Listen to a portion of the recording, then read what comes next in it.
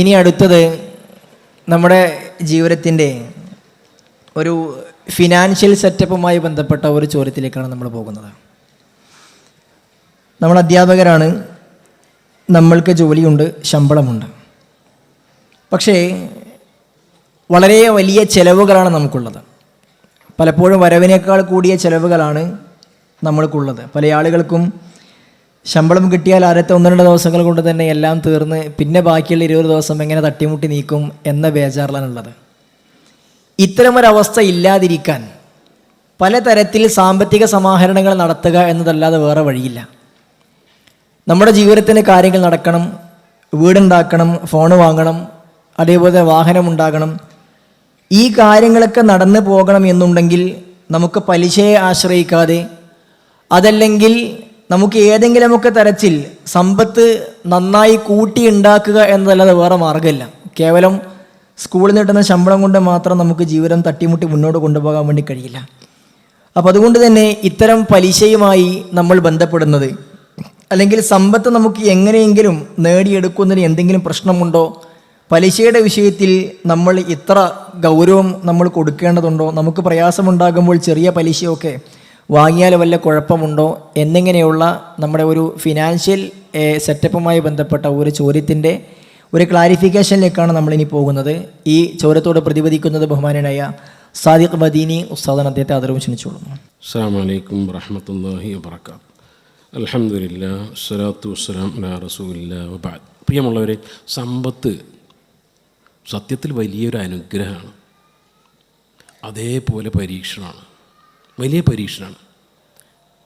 ഇസ്ലാമിൽ എത്ര വരെ പൈസ ഉണ്ടാക്കാം, എത്ര വരെ ഉണ്ടാക്കാം, എത്രയുണ്ടാക്കാം.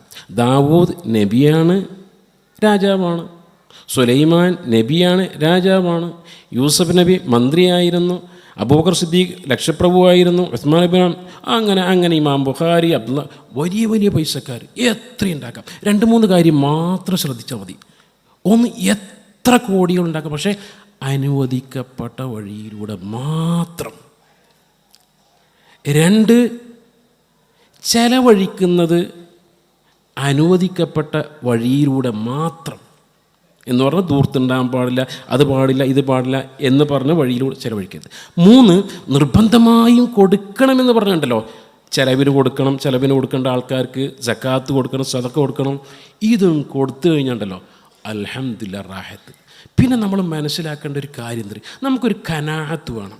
നിങ്ങൾ നോക്കി, എത്ര പൈസ കിട്ടിയാലും, ഇപ്പോൾ ലോക ചരിത്രങ്ങൾ വായിച്ചു കഴിഞ്ഞാൽ കാണാം, വലിയ ലക്ഷപ്രഭുക്കൾ ആത്മഹത്യ ചെയ്ത് അവർ പൈസ കൊണ്ട് യാതൊരു സംതൃപ്തി അവരുണ്ടായിട്ടില്ല. അപ്പോൾ ഉള്ളത് കൊണ്ട് ജീവിക്കാൻ പഠിക്കണം. നമ്മൾ അധ്യാപകരെക്കുറിച്ച് പറയാറുണ്ട്, ഒരു സ്കെയിൽ വെച്ചതുപോലെയാണ് പലപ്പോഴും ജീവിതം എന്ന് പറഞ്ഞാൽ. വളരെ കൃത്യനിഷ്ഠ ഉണ്ടാവുന്നത്. എന്നാൽ ചില ആളുകൾക്ക് അതിനപ്പുറം പോയി ഇതേപോലുള്ള ലോൺ എടുക്കുക, പലിശക്കുക.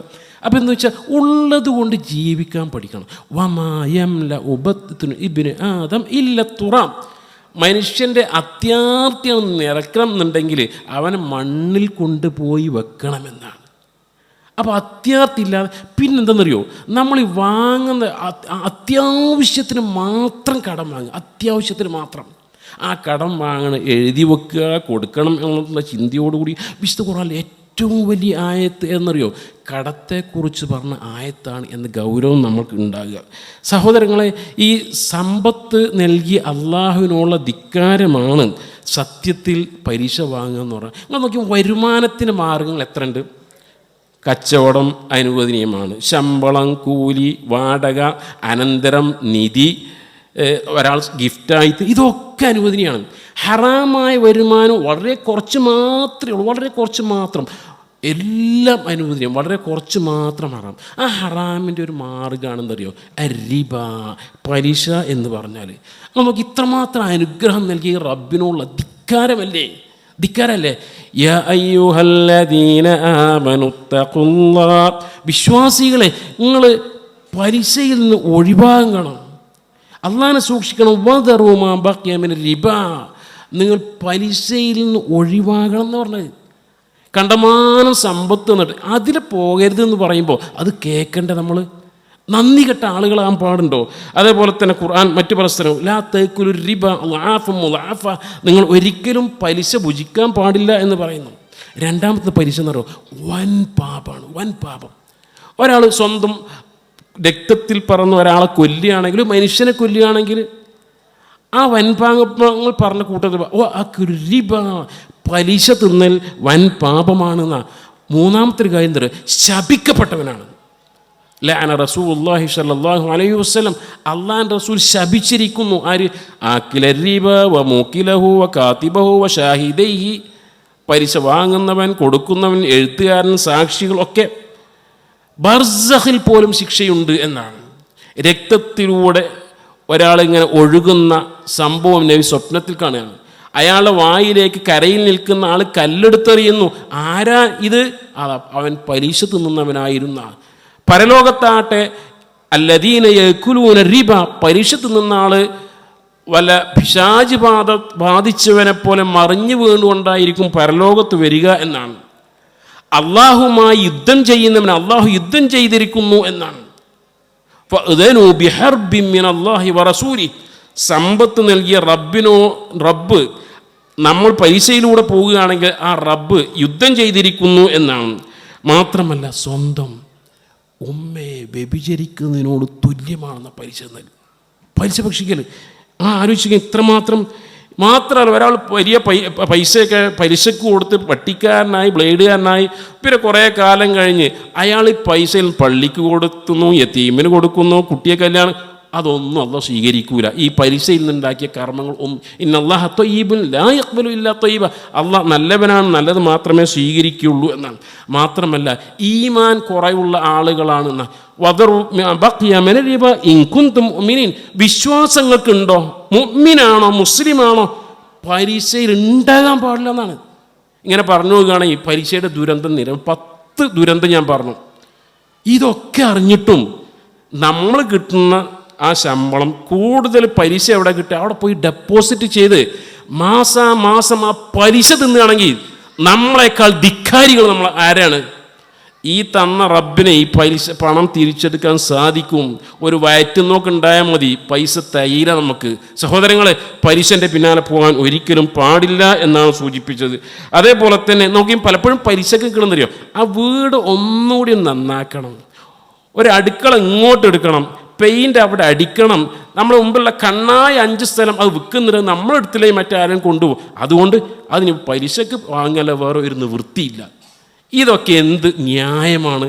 സ്വന്തം ഉമ്മയെ വ്യഭിചരിക്കുന്നതിനോട് തുല്യമായി പലിശയ്ക്ക് ക്യൂ നിന്നുകൊണ്ടാണ് അവൻ ബിൽഡിംഗ് ഉണ്ടാക്കുന്നതെങ്കിൽ ഇതിനേക്കാൾ വലിയ അന്യായം എന്താണ് എന്ന് നമ്മൾ മനസ്സിലാക്കണം. സഹോദരങ്ങളെ, ജാഹിലിയത്തിലുണ്ടായിരുന്ന ഒരു പലിശ ഉണ്ട്. എന്നറിയോ, ഒരാൾ കടം കൊടുത്തിട്ടേ പിന്നെ സമയമായിക്കഴിഞ്ഞാൽ ഇത് തരണ്ട, പക്ഷേ ഇനി തിരികെ തരുമ്പോൾ അധികം തരണം. ഇപ്പോൾ ഇന്നത്തെ EMI എന്ന് പറയുന്ന സമ്പ്രദായം മൂന്നാമതൊരാൾ അടന്ന് അങ്ങനെ എത്രയും വാങ്ങിക്കോളും, കൃത്യസമയത്ത് തന്നില്ലെങ്കിൽ ഇത്ര തരണം, ഫൈനാന്ന പേര്, അതിനാണ് പലിശ എന്ന് പറയാം. എത്ര ആളുകളാണ് ഈ EMIൻ്റെ പിന്നാലെ പോണത്? അപ്പോൾ കൃത്യമായി ശുദ്ധമായിരിക്കണം നമ്മളെ സമ്പത്ത്. നമ്മൾ ശമ്പളമൊക്കെ ബാങ്ക് വഴിയാണല്ലോ വരുന്നത്. അങ്ങനെ കുറച്ച് കുമിഞ്ഞുകൂടി അതിന് വല്ല ഇൻട്രസ്റ്റും വന്നിട്ടുണ്ടെങ്കിൽ, വല്ല പലിശ ഉണ്ടെങ്കിൽ ഒരു തീക്കട്ട പോലെ മനസ്സിലാക്കുക. ഒരു തീക്കട്ട കൈ കിട്ടി പെട്ടെന്ന് വലിച്ചെറിയില്ലേ, ഇതേപോലെ നമ്മളെ അക്കൗണ്ടിൽ നമ്മളുടേതല്ലാത്ത പലിശ വന്നു കഴിഞ്ഞാൽ അത് നമ്മൾക്കോ നമ്മളെ കുട്ടികളോ തിന്നാൻ ഇടപെടരുത്, ഉടനെ ഒഴിവാക്കിയാണ് വേണ്ടത്. നമ്മൾ മനസ്സിലാക്കണം, പരലോകത്ത് 5 കാര്യങ്ങൾ ചോദിച്ച് കൃത്യമായ മറുപടി പറഞ്ഞാൽ മാത്രമേ മുന്നോട്ട് കാലെടുത്ത് വെക്കാൻ സാധിക്കുകയുള്ളൂ. അതിൽ സമ്പത്തിനെ കുറിച്ച് 2 ചോദ്യം. വഅൻമാലിഹി മിൻ ഐനക്തസൗ, എവിടുന്നാണ് പൈസ ഉണ്ടാക്കിയത്, എവിടുന്നാണ് നിൻ്റെ ഈ സമ്പത്ത്? വഫീമ അൻഫഖ, നീ ചെലവഴിച്ചത് എങ്ങനെയാണ്? അതിന് മറുപടി പറയാൻ എനിക്കും നിങ്ങൾക്കും സാധിക്കണം. പലിശയുടെ പിന്നാലെ പോകുന്ന ആളുകൾക്ക് അതിന് മറുപടി പറയാൻ സാധിക്കുമോ ആലോചിക്കുക. അല്ലാഹു കാത്തു രക്ഷിക്കുമാറാകട്ടെ.